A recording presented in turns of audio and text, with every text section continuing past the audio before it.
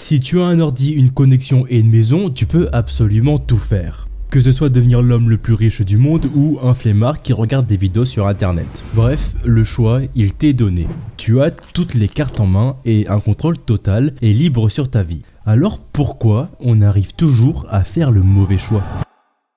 Si on a autant du mal à travailler, c'est dû à plein de facteurs. Mais le plus important, c'est celui de la facilité. Et je pense que tu t'en doutes, mais si on préfère aller scroller au lieu de bosser sur des projets qui nous tiennent à cœur, eh ben oui, c'est sûr qu'on n'est pas très efficace. Et je ne vais pas te blâmer sur ce fait, car ça nous arrive à tous et c'est très difficile à surmonter. Pourtant, c'est ce que l'on va essayer de faire. Prenons l'exemple d'un skieur qui descend une piste. Il a toujours deux possibilités devant lui. Soit il décide de foncer comme un débile, quitte à se manger son plus beau poteau, ou sinon temporiser et descendre la pente plus lentement, quitte à prendre plus de temps. Le skieur qui va décider de descendre la pente rapidement, c'est celui qui ne prend pas le contrôle sur ses émotions. Il décide de se laisser aller et de se manger un poteau ou un mur. Le deuxième, c'est celui qui préfère contrôler ses émotions, c'est-à-dire qu'il sait les retenir et les libérer au bon moment. Ce que je veux te montrer avec cet exemple, c'est qu'au final, les deux skieurs arrivent en bas de la piste. Il n'y en a pas un qui est moins bon que l'autre, c'est juste une manière différente de faire face à la vie. Si quelqu'un préfère laisser libre cours à ses émotions, et ben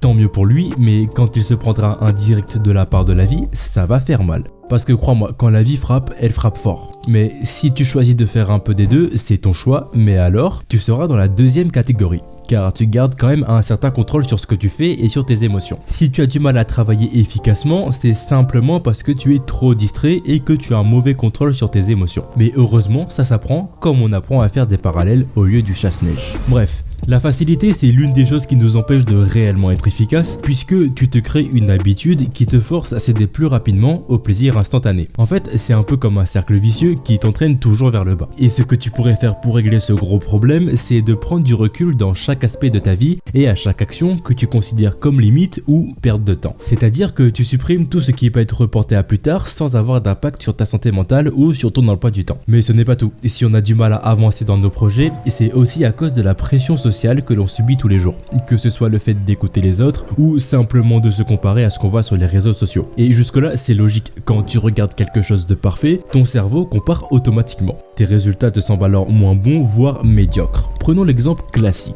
le physique.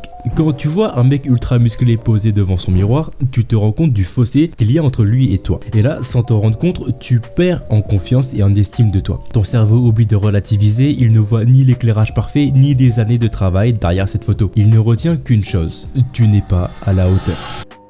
Donc si tu as l'impression de ne pas avancer dans tes projets, c'est aussi à cause de ton incapacité à relativiser et à te poser et te dire ok, qu'est-ce que je suis en train de regarder? Et bon, si tu veux arrêter de te comparer aux autres, il n'y a pas 36 000 solutions. Tu désinstalles tous les réseaux. Et même si la société joue un rôle important, il n'y a pas que elle qui met la pression sur nos projets. Car celui qu'il faut vraiment craindre, ce n'est pas les événements dans la vie ou ton cercle social. Non, celui qu'il faut vraiment craindre, c'est toi-même.